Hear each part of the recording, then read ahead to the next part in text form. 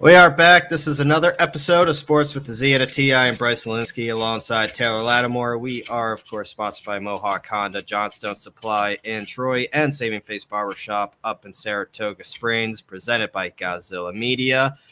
Taylor and I took a week off last week. It's kind of like that lull, right? Like, we want to record every week, but sometimes there's just simply not enough content to throw an episode out every week. So last week with the All-Star break, not much happening in the football world.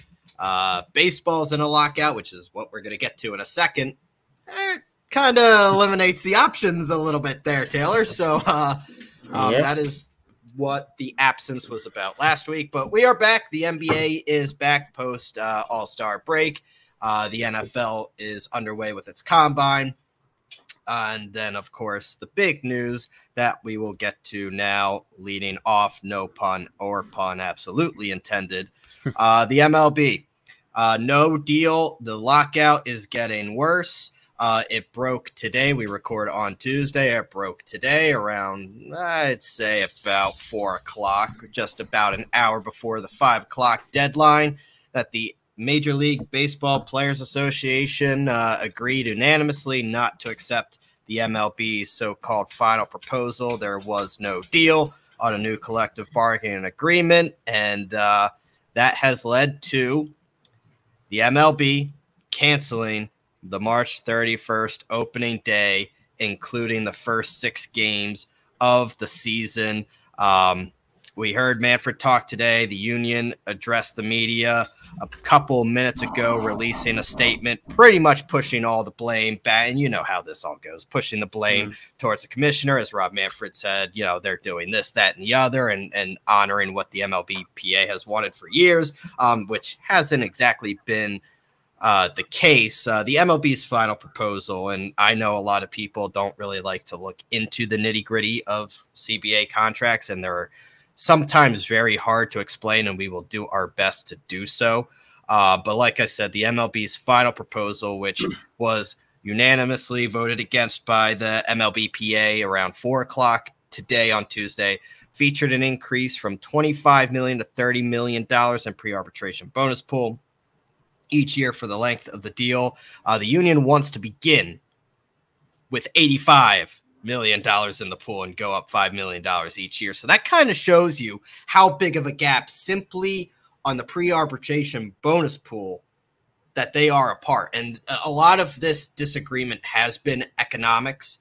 Some of it has been not economics, but the more serious disagreements have been just that. And you look at the collective balance tax thresholds, the league's last offer remained the same as its previous one, which started at $220 million and was flat for 3 years before going up to $224 million and $230 million, respectively. The league also wanted to increase its proposal for minimum salaries from $675,000 to $700,000, moving up $10,000 per year. Those figures are based on there being an increase to 12 postseason teams and the addition of 5 lottery slots in the draft. Simply, in the MLB's view, the owner's view, they're doing a lot to what the MLBPA wanted. But when you really go underneath the surface of that, they're not coming close to what the MLBPA has demanded for the past 3 months. And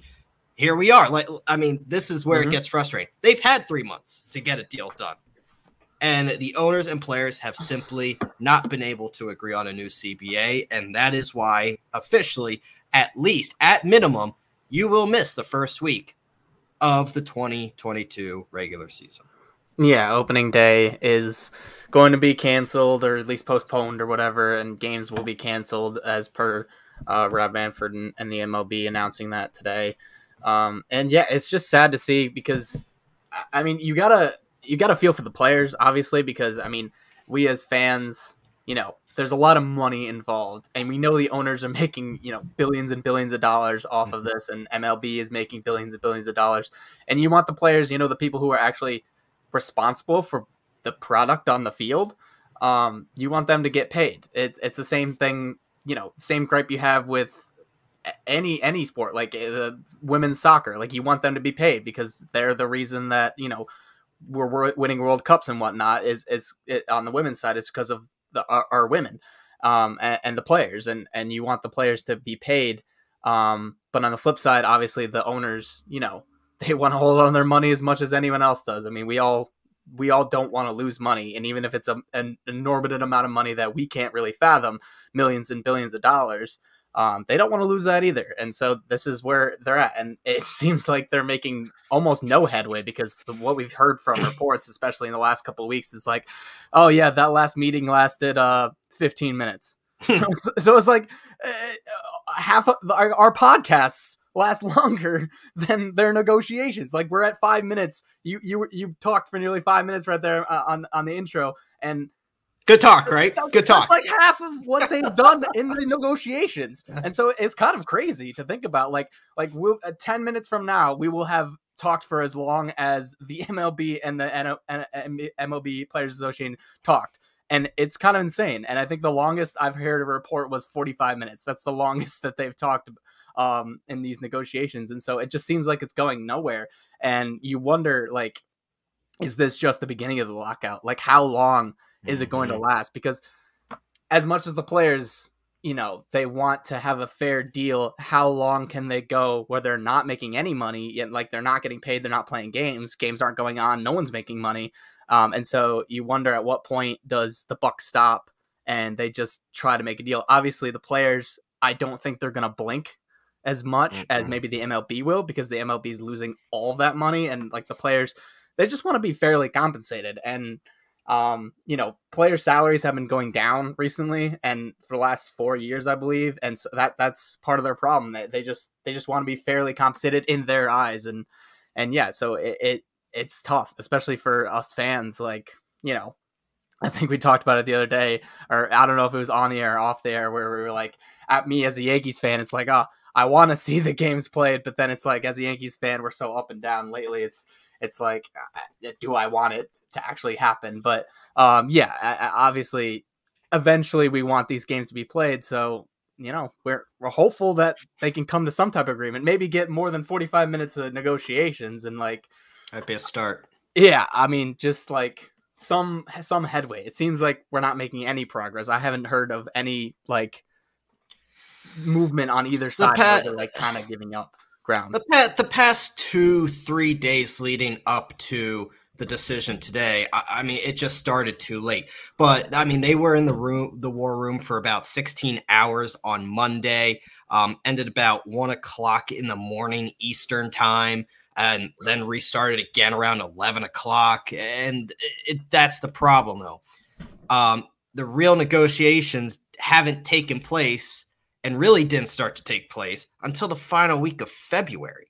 And by that point, the union gave up on its demands, really, for the earlier free agency, which is something they were driving, revenue sharing cuts, made significant concessions on the percentage of additional players who would become eligible for arbitration early. Those are like some of the big core points here that the MLBPA has been trying to really get for the players. I mean, this is going back even past the last lockout. I mean, we're talking decades that this has been an issue.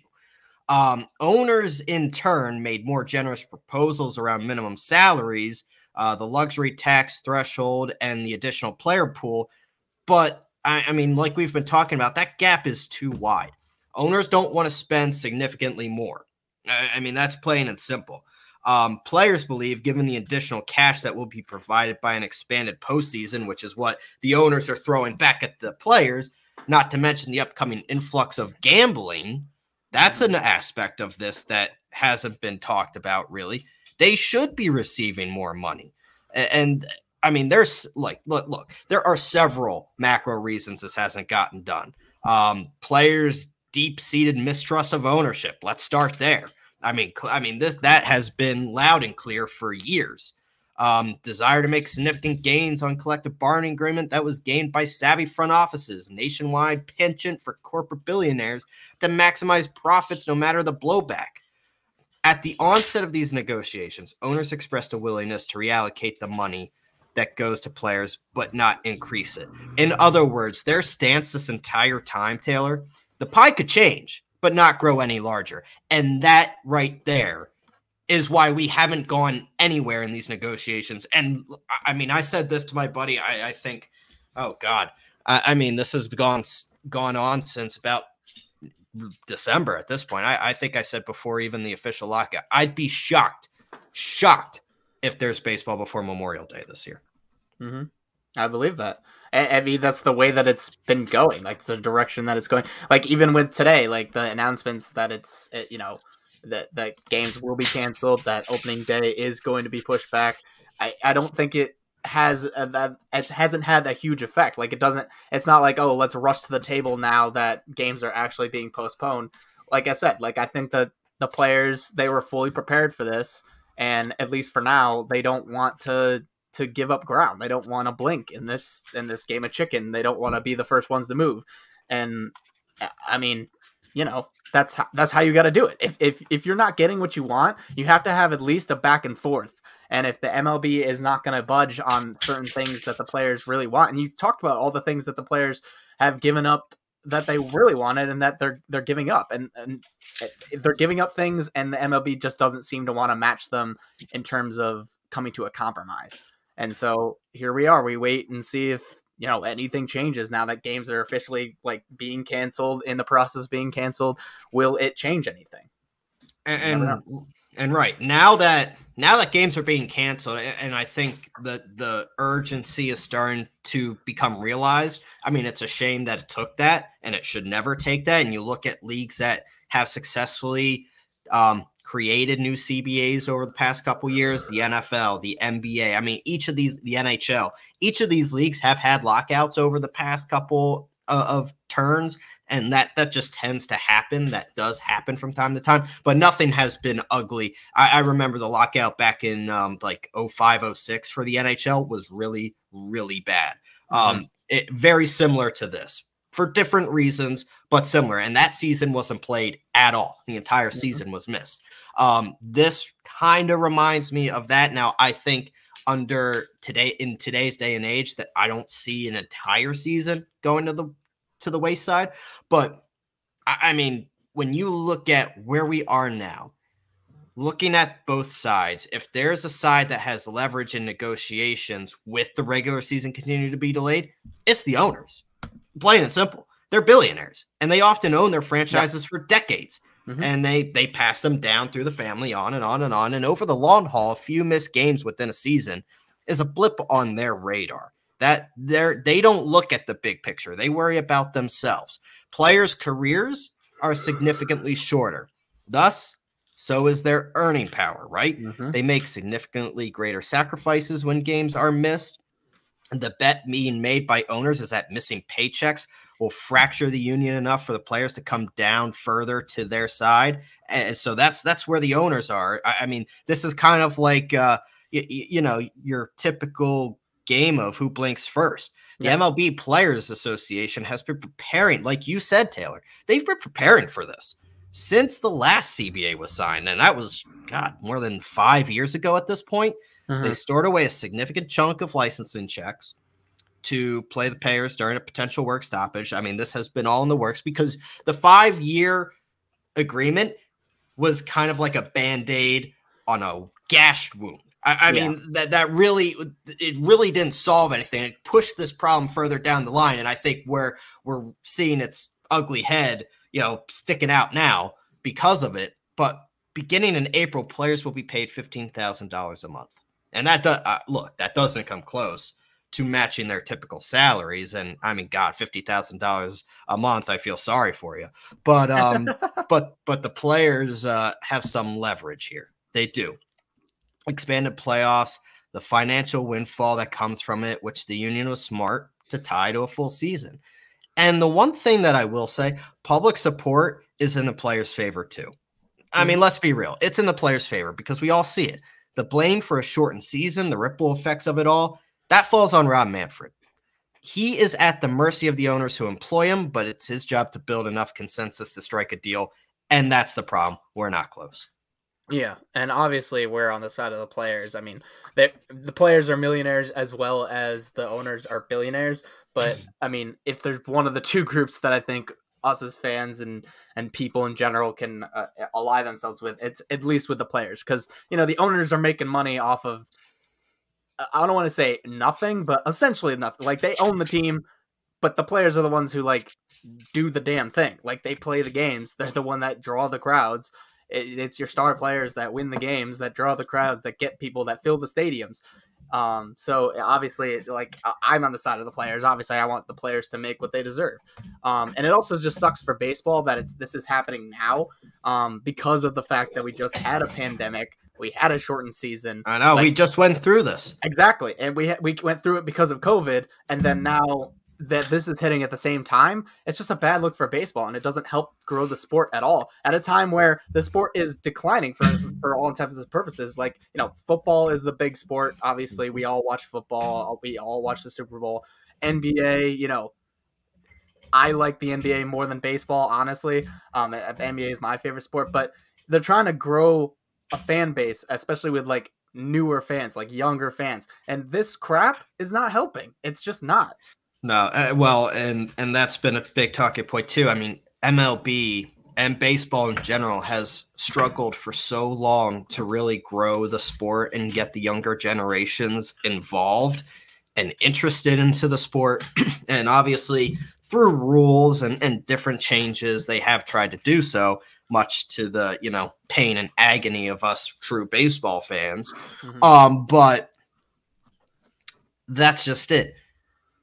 While the NFL continues to dominate the headlines, the NBA continues to dominate the headlines. And look, I love hockey. I do. But let's be honest. I know what real is real, and the NHL does not dominate the headlines, that's just simply not the case. The MLB is dominating the headlines for the wrong reasons now. Yeah. And that's the problem. I mean, there's a lot of problems, but when you look at the earliest the MLB season could start now, with the first series of the regular season canceled, they will not be made up, by the way. So we officially will not see 162 games this year. Yeah, it's already becoming a mess. The earliest the season could begin April 8th. So keep this in mind. Not every team has the same schedule, right? Some teams will not have played 6 games before April 8th. Mm-hmm. So if the season starts April 8th, Taylor, the Phillies, and I'm just picking this out because I know the NL East, and I got this information earlier. The Phillies and the Mets will play 156 games. The Braves will play 155 games. The Nationals and the Marlins will play 154 games. How do you think those final standings are going to work if it comes down in between a game? Yeah. I mean it's things like that. Yes, you have a mess, but also think about the ramification. I mean, you're going to have to change the schedule. Yeah, and it's a big problem, and it's a mess. Like you said, it's a mess, and the MLB needs to figure it out fast, because if this drags on and they keep losing games, it's just going to be a mess for the sport. Keep in mind, the majority of free agents have not signed. Yeah. We still have a free agency period that we have to go through. And that is why, it's not as simple as, okay, everybody, pack your shit, get down to Florida for 2 weeks, and let's start the season on time. Rosters aren't finalized. You don't even know. I mean, there are some big names out there that have not signed. Nicholas Castellanos, Kyle Schwarber. I mean, there are a lot of important names out there that still need to pick their teams. And then, like you said, on top of that is spring training and stuff. It'll be summer training by the time this freaking gets going. But that still has to happen, and things like that. You can't just jump into the season. And so it's just the longer this drags on, the worse it gets for everyone involved. It is getting ugly, and obviously we will keep you all updated if something comes to light here within the next couple of days, whether they come closer to agreement or not. The MLBPA has packed up and taken its group and gone back to New York City to kind of relook at this. And Rob Manfred said that the earliest they could start beginning conversations again would be this Thursday. So hopefully something materializes late in the week and over the weekend to possibly get this thing underway. We do not know. We will not know until that time comes, though. And so in the meantime, let's flip to a sport that's actually underway and dominating the headlines right now, and that would be the NBA, Taylor. So much fun. We got to revisit some things. And obviously we talked 2 weeks ago because trade deadline happened. We talked about the Sixers Nets blockbuster deal. We talked about the power rankings going into the second half of the season. Well, now we've had a week after the All-Star break to kind of see what some of these teams look like. And we kind of, we're going to revisit the Harden deal here. We're going to look at power rankings here in a second. And Taylor, we were talking off air before this happened. And I guess, shit, we'll lead off to it. I mean, I'm not going to sit here and complain. But the Sixers, Joel Embiid and James Harden are showing early signs of an unstoppable two-man game that, quite simply put, reminds a lot of people of Shaq and Kobe. Now, it's not, easy to compare anybody to Shaq and Kobe, and they quite possibly might not be at that level yet. But the Sixers have had 2 games over the past week, and they have been nothing short of amazing between the two against the Timberwolves and the Knicks. Taylor, I guess I'll let you lead off before I give my thoughts. I mean, you look at the Sixers now. You look at the Nets. You look at what the Nets don't have, and you look at what the Sixers have, and the way these games are played, and I get it, the Nets don't have Durant yet, and a lot changes when Durant comes back. Whoever is saying that the Sixers lost the deal, they're out of their damn mind.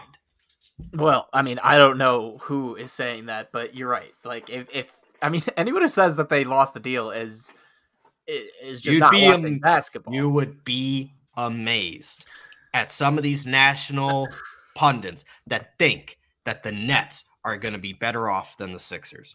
It's amazing to me. Okay, well, to be fair, I can't say that they won't be. I can't say that I can't because we don't know. We don't know. Ben Simmons hasn't played in so long. Soft. I don't know if they're going to be better than the Sixers. Do I think they will? Probably not, I would guess. Just, because, the Sixers look really good. They have only played 2 games, and it was the Timberwolves and the Knicks. Those are 2 decent teams. They're not bad teams anymore. Like, the Knicks are not a bad team. They are at least a playoff type team. So there's that. But I do want to see them play against like one of the top echelon teams. Right now, I'd like to see them play Milwaukee at full strength, just to see how that goes. But yeah, I don't know if they're going to be, if the Nets are going to look as good as the Sixers do. Like we explained this before, like we don't know just because there's so many variables and they don't have everyone. Durant will be back eventually and Ben Simmons will be back. Ben Simmons will bring the defensive intensity that the Nets have been lacking. Will it be able to overcome the fact that he can't shoot? I don't take stock in anyone hitting threes in practice or whatever. Like we've seen it time and time again with Ben Simmons. So I don't really care about that. He doesn't do it in games. If he does it in games, that'll be crazy. I will eat my words, but I don't think that he's going to come back and just be a lights out shooter at all. If he could get his free throw shooting up, that would be much helpful because then at least they can't hack him. I've been saying this. That's all he needs. He doesn't need to shoot. Giannis doesn't really shoot all that good, all that well. Like he relies on the fact that he can just score at the cup. And then if he gets fouled, he can kind of hit free throws. At least not as bad as Ben Simmons misses them. But yeah, obviously it looks like Philly won the deal, and anyone who says that they didn't win, or at least anyone who says that they lost the deal is crazy, I think, because obviously this is going to work. This is going to at least work well enough than anything else we've seen. Like, I don't know how they'll do in the playoffs because, Harden has had his ups and downs in the playoffs. He's had really good runs. He's had really bad runs. And Embiid has been pretty good in the playoffs for the most part. He just seems to never have the right amount of help. But playoff basketball is much different than regular season basketball. So that remains to be seen how far they can go, whether they can make the finals or win it all. But I think they have as good a chance as anyone in the NBA right now. Like, I think they're as good as anyone else, quite possibly.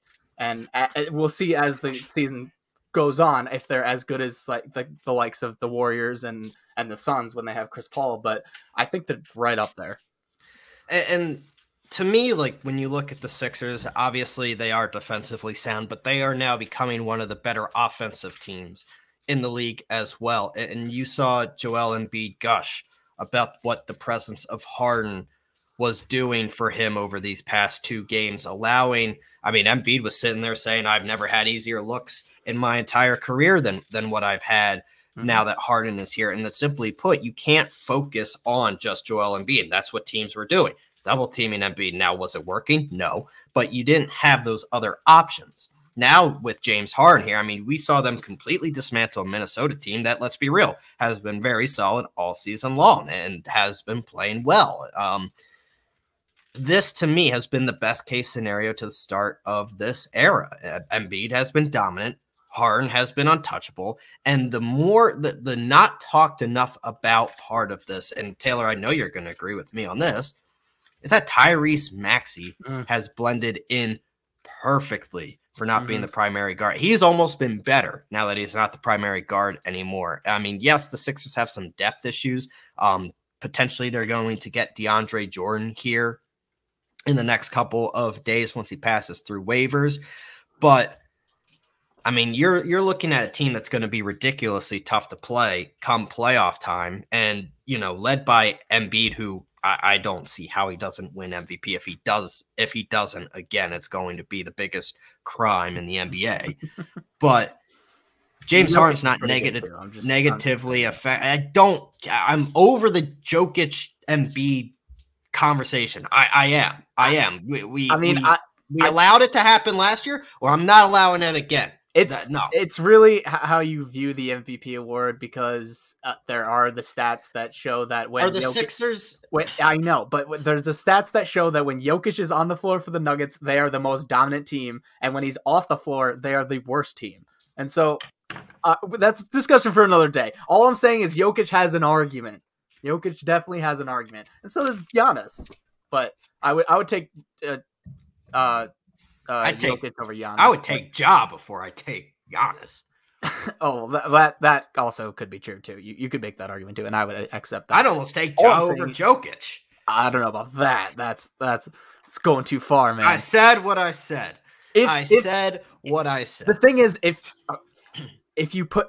when Jamal Murray and Michael Porter Jr. were to come back, I think the Nuggets would be top of the Western Conference, or at least top 3. Easily. That's just Jamal Murray would make them top 3. But anyway, there's talk. There's talk that Jamal Murray will be back. Back for the playoffs, maybe. Back for the playoffs. Michael Porter is inching closer as well. I think the Nuggets finals matchup: Nuggets, Sixers. Joel Embiid will eat Jokic for a snack. I'd love to see it. Me too. I guess let's get to this real contenders, power rankings, whatever you want to call it, part of the show, because I think that's what more of our listeners want to talk about. As much as I'd love to sit here and talk about the Sixers all day, I will. You have another podcast for that. I have another podcast for that, made for Philly. When you look at the real contenders, and I think we go back to our conversation 2 weeks ago, I don't think it's really changed, but I think my order has. And the reason I say that is I look at the Suns. They've lost Chris Paul. Not great timing for the Suns, but they shouldn't be in danger of it affecting their overall season. It's just really a matter of whether or not CP3 comes back to the team during the final week of the season, the rest week of the play-in tournament, or the middle of the first round. I just want to point out one thing. So in 2K, because I do play a lot of 2K. I love me some 2K. Online they have like the tier system, like a tier 1 team, tier 2 team, tier 3 team, or whatever. And obviously the tier 3 teams are the worst team. Without Chris Paul, the Suns dropped from a tier 1 team to a tier 3 team, which is absolutely ridiculous because they're still a great team. Like Chris Paul. Right. I mean, if you have Devin Booker still. Yeah, I mean, exactly. And Ayton and everyone else. All right, I just wanted to point that out. But yeah, no, that Phoenix is fine. They're fine. So when you look at contenders, like I'm not going to sit there and say Phoenix is in any jeopardy. A team that I'm a little more concerned about now, and this might come to a surprise as people, and I had them at the top in my top 5 teams, and I still think they're going to be in my top 5. But I'm starting to grow concerned for the Golden State Warriors. You got to feel a whole lot better about this Warriors team when Draymond is involved, and without him, the Warriors just appear to be really good rather than a team that should win a championship. Klay Thompson return has been about as good as you could hope. That's been clear. And the team is killing it with him on the floor, and he's shooting really well from deep. Steph appears to be back on track as a shooter. But again, it won't happen for them at a title contending level if Draymond can't get healthy, and there's questions of if he can this year. And I don't know if they have the depth or the size to compete with a team like Denver with Jokic, or a team like, I mean, if Golden State were to make the finals, a team like the Sixers with Embiid, the Bucks with Giannis. I struggle to see this Warriors team because all the 3 teams I mentioned, maybe the Nuggets less than the others, have shooting. They all have shooting to compete with what Steph and Klay can do on the floor. But when it comes to the size, the Warriors do not have it. Well, they need James Wiseman badly, in a bad way. Oh, and I said that 2 weeks ago. I think that would be huge for them. He's the key. He's the key for them. Draymond is also, like, he's obviously the key because he's. But to ask James Wiseman to have that big of a role come playoff time against the likes of Embiid or Giannis or obviously that's Jokic. A tall order. But at least he's a big body that you can throw in there because right now they don't have size. They have, Looney. Like he's not that big of a guy. He's not strong enough to deal with guys like Jokic and Embiid. Not that Wiseman is, but at least he's a bigger, stronger guy than I think Looney is, and he can definitely play defensive, play some decent enough defense. No one's gonna stop Embiid or Jokic. Like you can't really stop them. But having some size in there, maybe block some shots here and there, that's gonna be big for them. Give them a little bit of rim protection that you just don't get with the guys that they have now, especially with Draymond out. And if Draymond can stay healthy, he's obviously a huge part of their defense. He's one of the best defenders in the league, in league history. He's one of the best defenders. And so, you need him out there, but you get him back, you get Wiseman back. I think that there's enough defense there to make a push. So I'm not too worried if they get those guys back, depending on how Wiseman looks and if Wiseman can stay healthy and if Draymond can stay healthy. Without those guys, they are not a great team. They are a really good team. So when I look at the West, I still have 2 teams at the very top, and that would be the Warriors and the Suns in whatever order. I think when fully healthy, the Suns are probably going to be the better team. Simply because I don't see Draymond getting back to that point. At least the Suns will know that CP3 should be healthy come playoff time. After that, there's about 3 teams that are on the brink of contention, but I don't think have enough when it comes down to it. The first team I'll rattle off is Utah.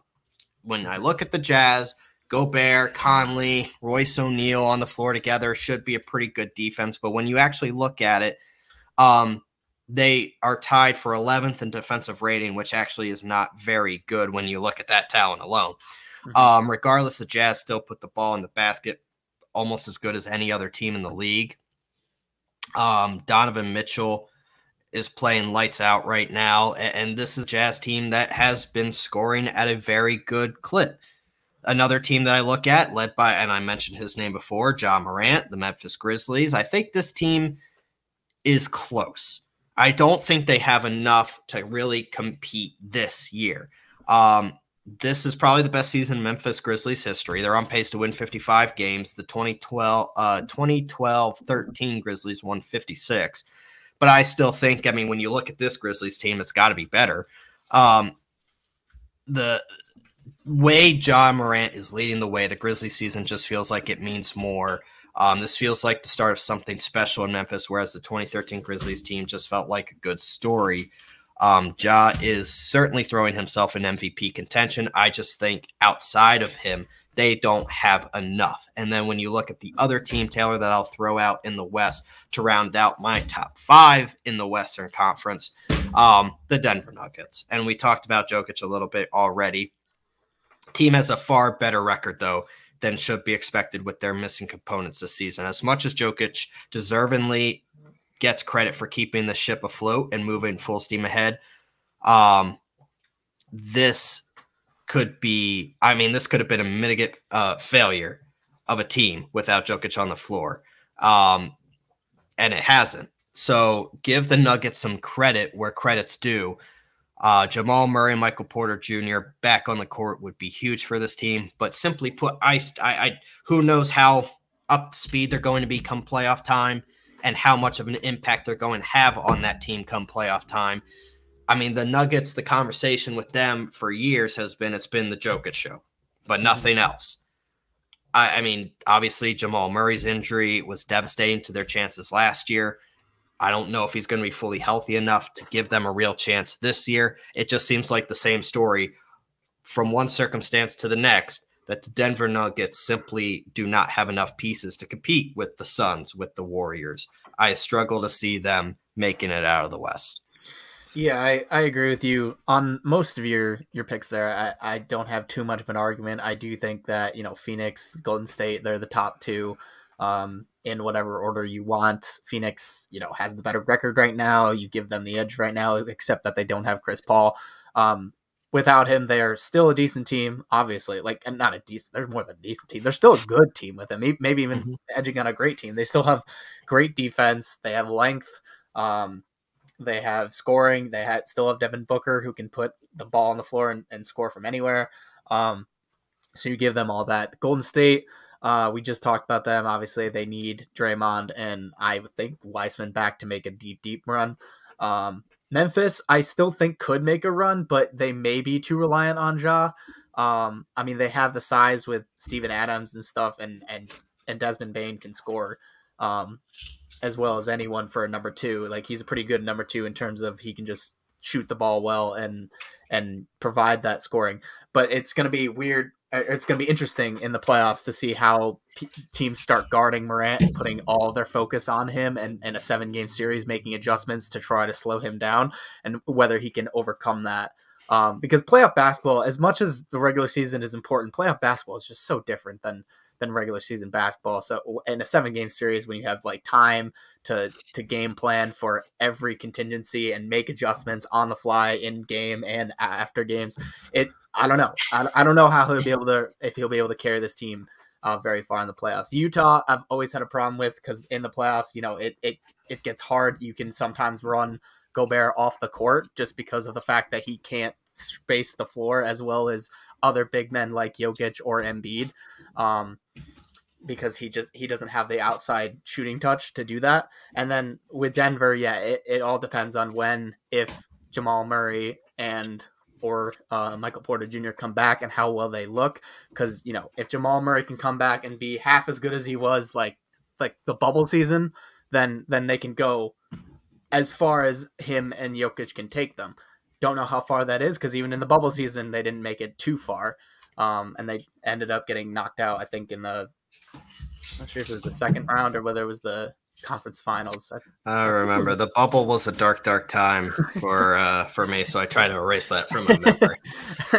So yeah, in terms of the West, I think those are the top teams. Dallas, I mean, Doncic is really good, but them selling Kristaps Porzingis and just I just don't know if they have enough. They don't really have a number 2 that can really take the pressure off of Jokic, and especially in the playoffs, I just don't know with the teams focusing on him solely in their defensive schemes whether or not he can generate enough offense to really be able to. Because it seems like nowadays it's a game of, do you have a big 2 or 3? Like, if you don't have that second guy who's really good, I don't know if you can do it. That's why Memphis I worry about.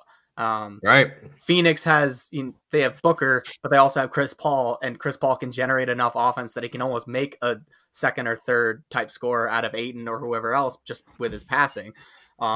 Golden State has, Clay, who can score. He can go off for any type of, he can go off for 30 in any given game, and obviously Steph and if Jokic is doing it all by himself, then Denver doesn't have a chance. But yeah, well, and you look at the teams that we're about to talk about in the East too, and it's going to bring up your point of how significant it is to have a big two or a big three. I was thinking about, because I knew we were going to the East, and then the top of the East right now, I think we both can agree, Philly's up there somewhere, and they have the two guys who, at any given night, either one of them or both of them can go off, and it makes them practically unguardable.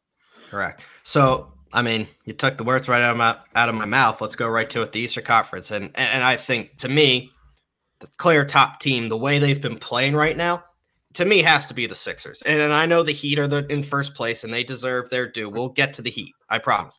But to me, just the construction of the rosters, the way Embiid and Harden have been playing together. I mean, you listen to Harden after the game against the Knicks. He doesn't even know plays yet. Him and Embiid are doing this, organically working together on the court, and there is no game plan. They're just playing ball, and they're doing this. And now imagine once the game plan and the plays are instilled into this offense with Harden involved, how scary this offense could be. That's how good of chemistry they've had within 2 weeks here. The way the Sixers are playing, and Maxey, you talk about big two or big three. Maxey is quickly becoming that part of the big three in Philadelphia between Maxey, Harden, and Embiid. Tobias Harris is kind of like an afterthought right now. He's just kind of playing that role at the four right now. And that, to me, is a good thing for the Sixers because the scope isn't on him. The pressure was on Tobias Harris this year to be the number 2 guy because no Ben Simmons. Questions around what Tyrese Maxey was going to be. Now, clearly we know he's growing into potentially a budding star, but the depth is there for me with the Sixers, and that's why I put them at the top. Quickly, right behind them is going to be the Bucks for me at 2. I mean, with what Giannis has been doing this year, with just the construction of this team with Chris Middleton, Drew Holiday, that's the big three, right? Middleton, Holiday, and Antetokounmpo. If they are all healthy and playing pretty good basketball, this team won a championship. We have seen the potential of this team. You have to feel pretty good. You have to feel pretty good about the defending champions right now. Some of the third quarter troubles they've had could be concerning sign of things they need to overcome, or it could simply be a team conserving their focus right now. But this is a Bucks team that needs to get the depths of this team up to speed. And that's tough with Pat Connaughton out for a while. Bucks continue to be in great position to defend their title, though. They've played well. They find themselves right up there at the top echelon of the standings. Right now, they're in 4th place. And what drives me nuts is my top 3 teams, there's one team in there that just is screwing up my standings here. You look at these conference standings, the Heat, the Bulls, the Sixers, and the Bucks. One team does not belong. We'll get to that. But it's the Bulls for me. They do not belong up there. Now, they have a 2. They have a big 2. They do. We'll get to that. But I don't think they have enough outside of that big 2. Then the next team, obviously, Taylor, is your Miami Heat at 3 for me. I think the Heat have weathered the storm all year long, and they are just consistently very good. They don't have the sexy, all-star. Yes, you have Jimmy Butler, but he's not going to be the guy that, face of the franchise, kind of like an Embiid or a Giannis. He's just kind of there and does his job. I think what Kyle Lowry has been able to do this year for that team has done wonders.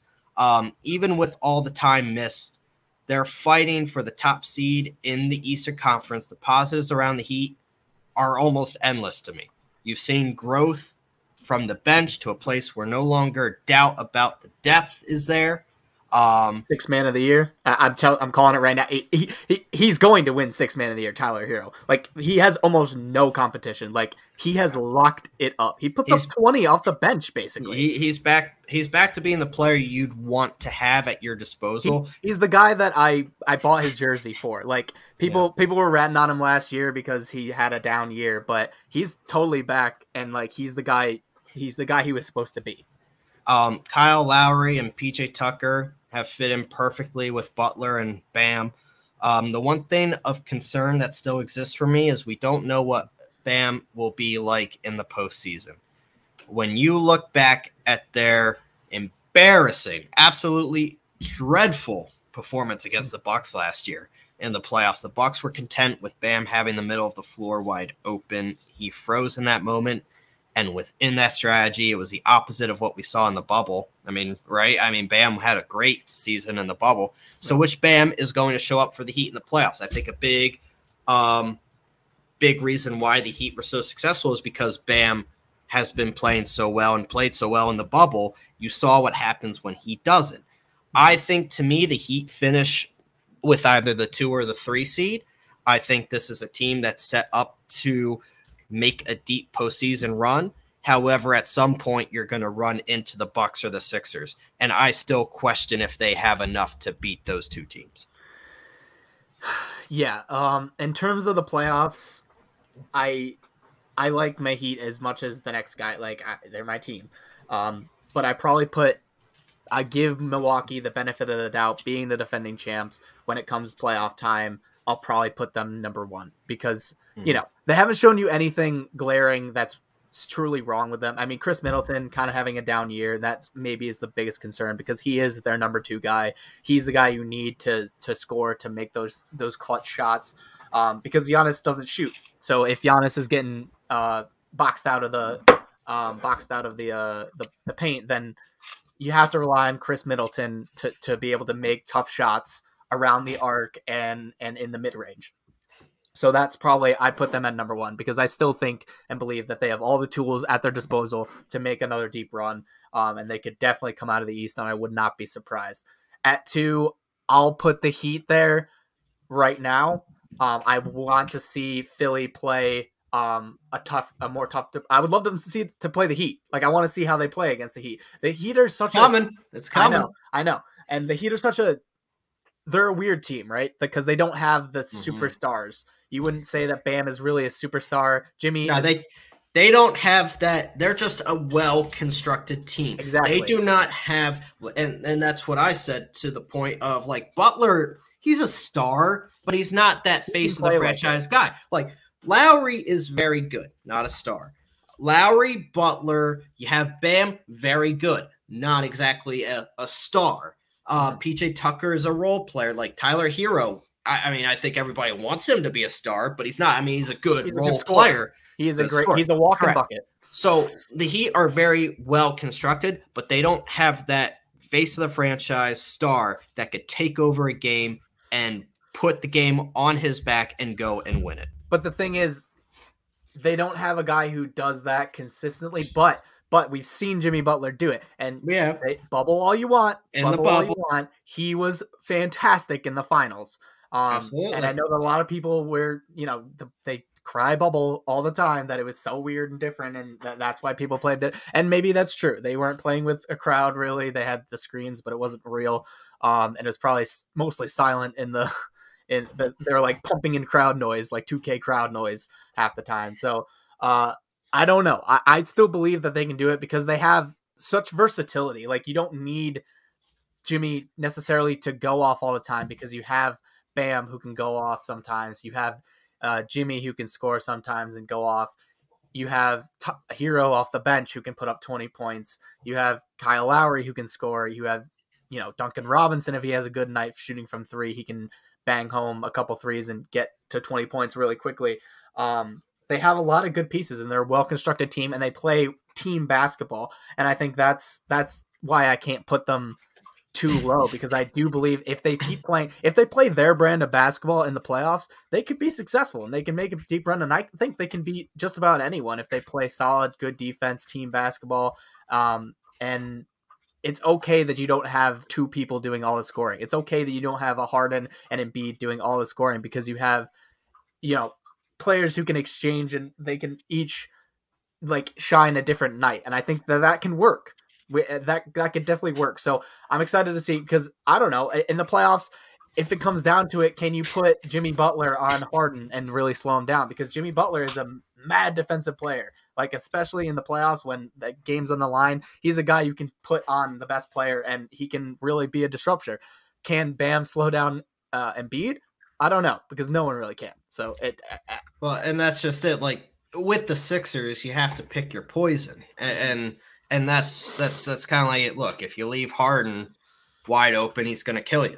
If you leave Embiid 1-on-1, he's going to kill you. So that's definitely the conversation. But I think that I do think the Heat have like one of the best depth in the entire NBA. I mean, just I don't think anybody's debating that. I don't think anybody's really debating the depth of the Heat. So clearly, there's a clear top three in the East, and then it gets a little tricky. I think you and I will agree with that fourth team, though, Taylor. That's very close, but simply, in my opinion, not there to the talent level of the top three teams we talked about, and that's the Chicago Bulls. This has been a wildly successful season for the Bulls. No matter how this thing ends, the combination of DeMar DeRozan and Zach LaVine, it's been stellar. And I don't think some people want to throw DeMar DeRozan into the MVP conversation. I'm not there. I'm not willing to do it. He's had a great year. Top 5 or top 6, but I don't think he's top 5. He's had a great year, but let's leave it at that. Not everybody can be an MVP, okay? With these two on the floor, the Bulls outscore opponents by roughly 6 points per 100 possessions, and that's fourth in the NBA over the course of the season. With those two on the floor, the Bulls also score 114 points per 100 possessions. That would be second best offense in the NBA. These two have combined for roughly 53 points on 50% shooting from the field. If that scoring combination keeps going in the playoffs, it will be difficult to stop this team. However, you question the depth of this team behind those two, and you question the true experience outside DeMar DeRozan when it comes to playoff experience with this Bulls team. I think you'll see the Bulls try to surge one more time when it comes to the standings as they try to make a statement for grabbing one of the top records in the East. You might see other teams start to pull back a little, but this Bulls team will want that, one of those top 3 seeds. Do I think they'll get it? No, but they could. But when you look at this Bulls team and you're looking at probably a 4 seed, and we'll talk about our 5th team here in a second, but I mean, look, if you even get out of that first round, congratulations, you get the Heat, Bucks, or Sixers in the next round, and that, I mean, good luck. Yeah, I mean, I think that they are missing Alex Caruso a lot. Absolutely. He's a big part of their team because he's so good defensively. And people laugh at that, but it's true. He's so good defensively. He's one of the best defenders in the NBA. He really is. That's why, I mean, going back a while, I thought it was absolutely nuts that the Lakers let him go. I don't know what they were thinking. Well, they wanted to save money, but I mean, hey, they were able to cut DeAndre Jordan and pay the $5 million for that. It was foolish as all hell for them to get rid of Caruso. He was their best defender, and he is the Bulls' best defender. And so it's a big thing to miss him. And let's not forget about their probably second or maybe their best defender as well in what's his name? Ball. Hanso. Yes, sorry. I was thinking LaMelo, and I was like, I know that it's not LaMelo. Lonzo. They're missing Lonzo as well. And Lonzo is a huge part of that team, being able to distribute the ball and play defense. Listen, if Lonzo and Caruso were both playing, and they play like they're 2 guards, so missing 2 of your best defensive guards is huge for them. And so I think like that's the difference. I think if they had those 2, I could put them in right up there with the Heat. Like, I think they could go toe-to-toe with almost any team because Caruso and Lonzo are guys, if they play the Sixers, say, those are guys you can throw at Harden. And will they stop him? No. And no one's going to stop these superstars. You can't. You just can't. But, I mean, when I look at the Bulls, especially in terms of them playing the top teams, like with the Sixers, like, can Vucevic even do a dent to Embiid? No. Like, Vucevic is he's a offensive guy. And so defensively, they have no one to stop Embiid. I keep saying that. No one has anyone to stop Embiid, but like, can you slow him down? When I look at that, it's like Bam, I think could do some work, because I do like Bam, especially as a defender. Sure. And when I look at well, you have the Bucks. Giannis could certainly do it. Exactly. The Bucks. Giannis is the guy you can put on Embiid. Maybe not as strong, but he's still pretty strong, and he's lanky and long, and he can definitely make it a problem for Embiid. The Bulls, you don't have that guy. You just don't. No. And without Lonzo and Caruso, you don't have the guy to even challenge Harden either. And so that's where their problems lie. And you're spot on with everything you just said. When it comes to this is where it gets interesting. Like, I want to throw the Cavs in there as the 5th team, but I'm not going to do that. There's like the way the Celtics are playing right now, I want to put them in there. And then obviously you have the conversation with the Nets. I'll start with the Celtics because I think they are my 5th team. And I'll tell you why I picked them over the Nets. Ever since the new year hit, this Celtics team has been different. And that's when they drew that defense into another gear, started smacking teams around on that end of the floor. And they have potentially one of the best defensive lineups in the NBA. And it's all been without the regular players. It's not messing around with playing guys who normally wouldn't be out there. They never panicked during the tough times early on. You look at the combination of what Jason Tatum and Jaylen Brown have done. This is a Celtics team that's been playing some dangerous ball. And let's just see if the final stretch of the season allows them to figure out the offense stuff for the postseason, because the Celtics finished with the best defense in the NBA. In my opinion, they're about 0.8 points per 100 possessions behind the Warriors, who have held it all season long. I think the way the Celtics are playing, they're starting to get hot at the right time. It could be pretty dangerous. And the reason I'm picking them over the Nets is because reasons. I don't know. Is it Kyrie doesn't play in? Is it the fact that Ben Simmons all of a sudden has a back issue, quote unquote back issue, when he's trying to ramp up and March 10th is getting closer and closer? Is it the fact that Kyrie still can't play home games? Is it the fact that Kevin Durant's not healthy? Is it the fact that they've been getting slapped around by 30 plus points a night? Ever since the trade. Look, I mean, Kyrie Irving played his heroics part on the road against the Bucks. That was an impressive win. They needed it. I've heard Kevin Durant's on the brink of returning for about a month and a half now. Forgive me. We'll see where this lower back stuff for Ben Simmons leaves him in his return, but there's rumors now that he might not be ready to go to the playoffs. Look, I told you also, don't believe in this Ben Simmons bullshit. I mean, he is softer than Charmin toilet paper.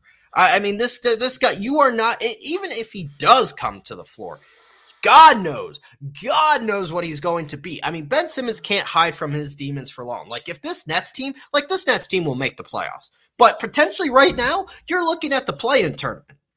If you're a Nets fan, you're in the play-in tournament, and your team has not gotten any better. Durant, I think, alone will get this team out of the play-in tournament, but you're a low seed. Ben Simmons is not going to be able to hide from his demons very long, because I guarantee you that the Nets will play the Sixers at some point in the NBA playoffs, and it will be hell for 4 games when he has to face the music in Philadelphia. You can't hide forever, so you might as well just get it over with come March 10th. But I mean, this is a Nets team that's a mess. You don't know. I mean, it's Andre Drummond is playing well. Seth Curry is playing well for them. But I mean, Taylor, you have seen. We've all seen what the Nets have done. I mean, the loss to the Celtics was absolutely atrocious. You beat the Bucks, and then I mean, the Raptors game. Oh, my goodness. I mean, this Nets team's a mess. And look, Kevin Durant's one of the best players in the world, but how healthy is he when he comes back? How much can he turn it around? Kyrie can't play home games. You don't know about Ben. I'm going to take the Celtics over the Nets as my 5th best team in the East. Well, I mean, yeah, it's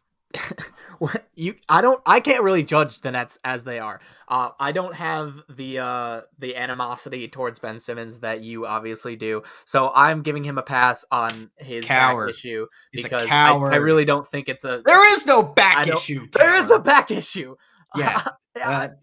He has not played for like a freaking year. So obviously he's gonna be, sore. Not a year, but it's been a while, and obviously he's going to be sore on the ramp. Hold on.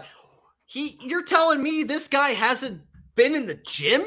You don't stay in shape. Like, you're an NBA All-Star player. If you have the, well, he hasn't been. He hasn't been doing anything with the Sixers. So maybe he's working out, like lifting some weights, but like he's not getting the full on training and like he's been too busy doing his and whatever else. He's been too busy touring and watching the U.S. Open with his newly fiance. Everyone goes to things like this, and you're soft, Ben. Anyway, you're a fucking coward. Anyway, Ben. I don't think he's hiding from the March 10th because, like you said, he'll have to face it anyway. No, why would he want to do because he's not that smart? Then he's gonna.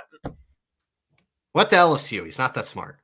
He's smart enough to get out of the situation that he was in and figure out a way to get to the Nets. So I mean, he's got to have something up there.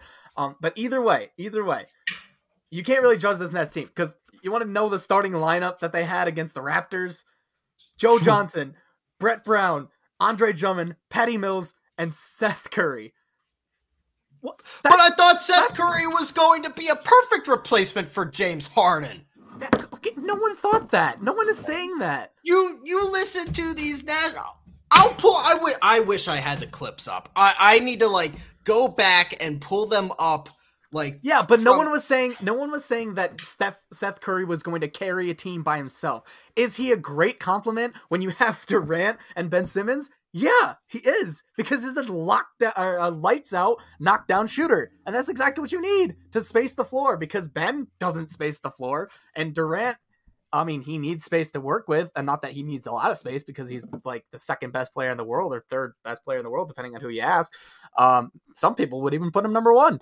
But yeah, he doesn't need, a ton of space, but Seth Curry definitely creates space, and Ben Simmons needs all the space in the goddamn world because he cannot shoot. So he needs the floor to be spaced. So you need, they need Joe Harris to come back too. And then when you have Joe Harris, Patty Mills, or Kyrie when he plays, Seth Curry on the wing, and then you have Joe Harris, and then Durant and Ben Simmons playing center-ish, maybe. I don't know how they're going to use him. That's how I would use him. I would make him like an oversized center and then have Durant play the three, and then you can space the floor with all these shooters. That's how they have to play. And so when they're starting out with Joe Johnson and Brett Brown, Andre Drummond, Patty Mills, and Seth Curry, that is not even a playoff team. That's a lottery team. That is a lottery team. They don't have anyone who can do anything. These guys are all role players, all of them. No stars at all. They're all role players. So yeah, the Nets are not good. If they play with that in the play-in game, they're getting smoked. They shouldn't even be in a play-in game with that team. But when they have Durant and Kyrie and Ben Simmons, that is a playoff team. And that is a team that I can see making a push pretty far. Because Durant alone almost beat the Bucks last year. If his foot was a little bit smaller and he hit the 3 instead of the 2 to tie and he hit the 3 to win, they would have been in the finals and probably would have won it if Durant kept playing like he played it. So I can't say that this Nets team is completely gone, but yeah, as constituted right now, no, they're not, because Kyrie can only play in freaking away games and Durant's injured and Ben Simmons is now, ramping up and whatever, dealing with his back shit. So yeah, they're crap right now. They're not a good team, and you have to put the Celtics in there unless you want to put the Cavs in there, but I think the Cavs are a little bit too young, and I want to see them get some experience in the playoffs when it comes to it. At least the Celtics have a big two that you can rely on come playoff time in Tatum and Brown, and they're both, good defenders, great scorers. So yeah, they can definitely be a problem, and I don't know how far they can make it, but they could probably go pretty far. I'd be interested and hope that if the Nets did make it and were healthy and Ben Simmons was playing, I hope they play Philly, because I want to see the madhouse that it'll be when Ben Simmons is there and how he deals with it. Because you think March 10th would be bad? Yeah, put that in a playoff game. Oh my God! But at least for Ben Simmons' sake, if they're playing in Philly, Kyrie will be there. you would yeah. at least when they're playing in Philly, the whole team will be there. Hopefully, if they're all healthy, but Kyrie will be able to play. You would hear the Wells Fargo Center and its boos across the globe that night. If that was, I don't think it matters. You wouldn't be able to hear the announcers, like commentators. You won't be able to hear them because it'll just be boo like the whole time. every time he touches the ball, at least. And it's not just the fans. Like, I want to see what Embiid does to him. I want to see Embiid back his ass down and posterize him. Mm-hmm. Like, I mean, that's just ball up in there. Oh, it's gonna be fantastic. And then Harden on the other side playing. Not that he has a lot of animosity or any animosity towards the Nets, but just like, you could tell at the end that Harden was like not playing at all. Like, he wasn't trying with the Nets. And for the Sixers, you can see he's trying. Like, he's really, even on defense, he's hustling. Well, and I think that's the difference, one, between Doc Rivers and Steve Nash. And Harden alluded to it, that, he was excited to play for a real NBA coach and not just a face to watch a bunch of all-stars throw the ball around. And the fact that Kyrie, every place he goes, he tears it down. Oh, yeah. I don't think Kyrie is a player that many people get along with. And I don't think that's on James Harden. I wonder why. Yeah, I wonder why. Yeah, a part-time player. Part-time. It's the most ridiculous thing I've ever seen. It never had anything to do with Durant. It never had anything to Durant's do. Cool. Yeah, cool. And it never had anything to do with wanting out of Brooklyn. It was something that he wasn't going to go back there. And he always wanted to be in Philadelphia, and it made sense. And I think the Sixers, in my opinion, as we go full circle here, won that deal. And if it materializes into a championship, then, I mean, that's all it needed to do. And that's all. Let's look at history of James Harden. He's always gotten one of the most, if not the most, out of his big men. He's always done that. Like with Clint Capella. Yeah. I think he played with Dwight Howard and he would did. And who else am I thinking? Christian Wood, even, like, he was a nobody, and Harden makes him play much better. Like, if you're a center, you thrive playing with Harden because he creates so much space, and he's such a good passer, and he has such great vision that he can get you the ball. And like you said earlier, Embiid's just getting the best looks of his career because he's working with a guy who knows angles, who knows how to get the big man open. James Harden has never played with a center even half of what Joel Embiid and James Harden. And Joel Embiid has never had a playmaker like James Harden. Exactly. Plain and simple. I mean, watching the Sixers game, we've never had a player that could simply step back and drain threes like James Harden could.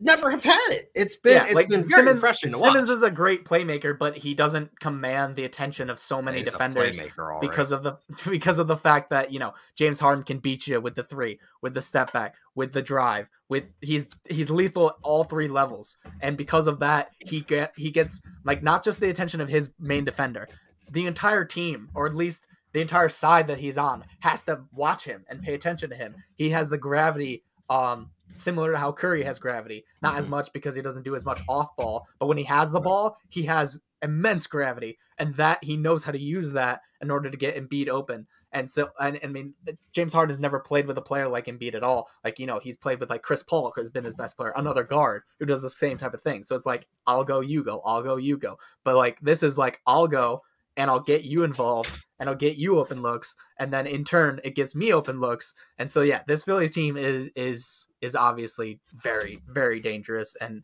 it's fun to watch. So before we go, as it stands right now, what's your NBA Finals prediction?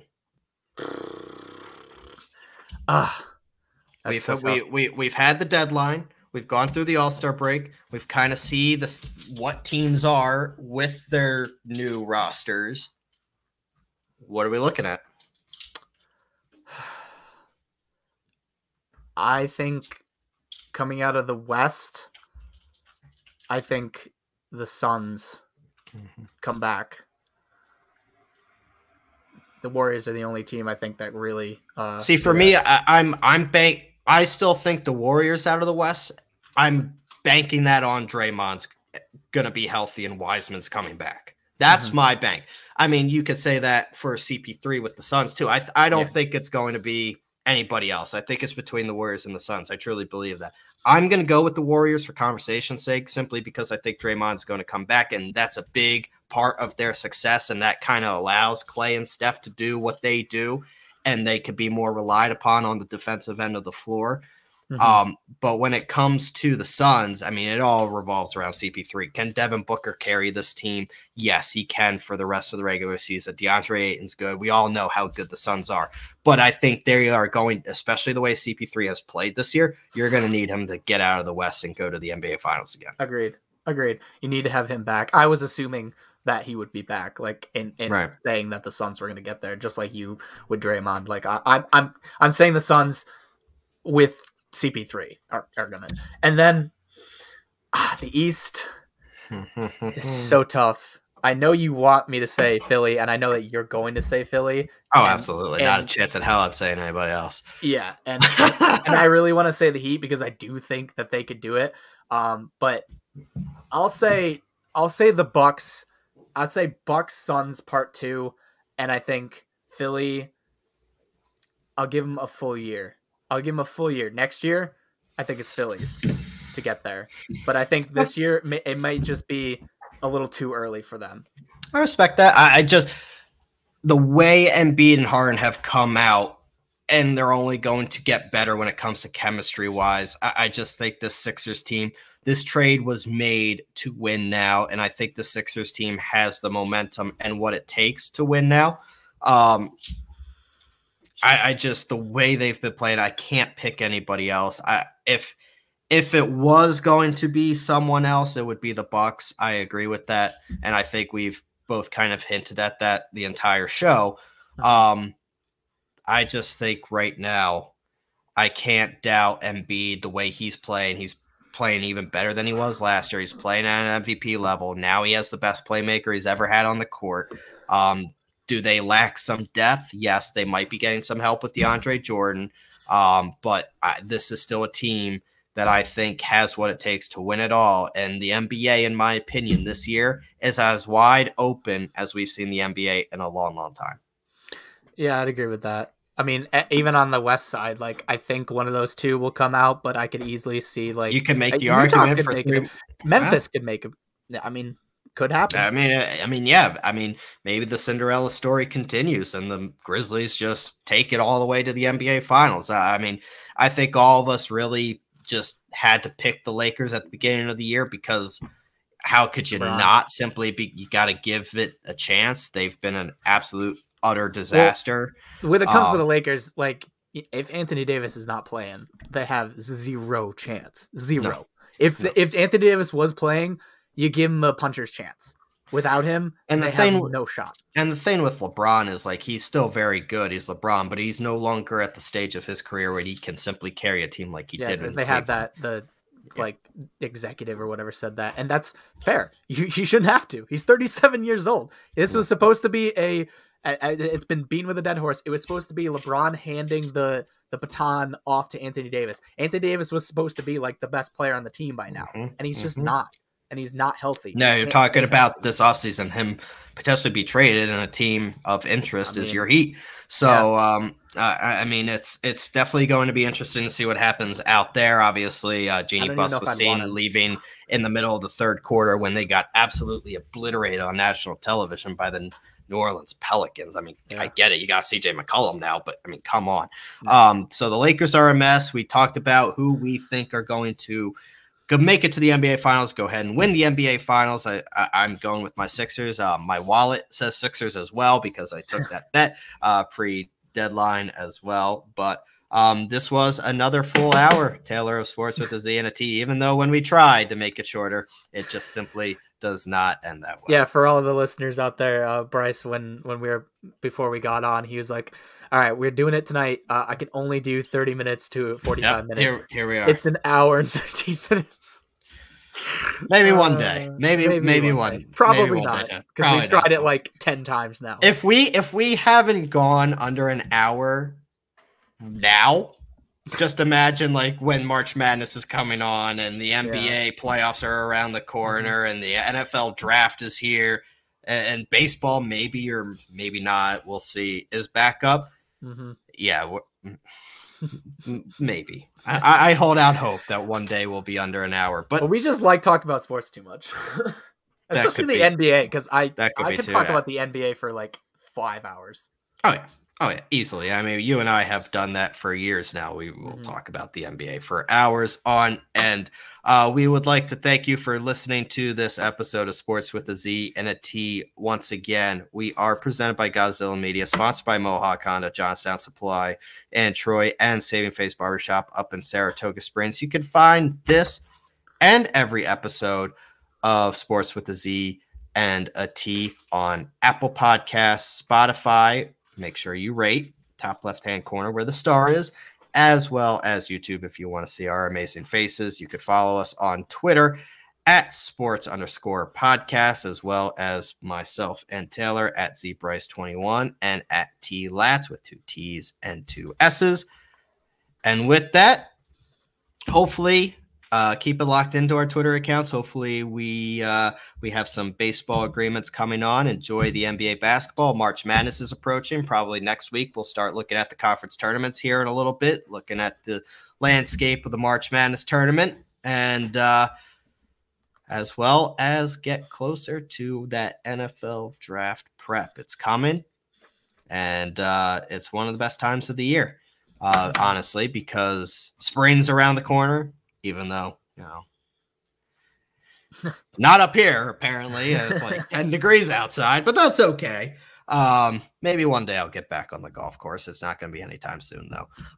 But have a good week, guys. For Taylor, I am Bryce. This was Sports with a Z and a T, and we will catch you next week right here. Presented by Gozilla Media, Sports with a Z and a T podcast. See you.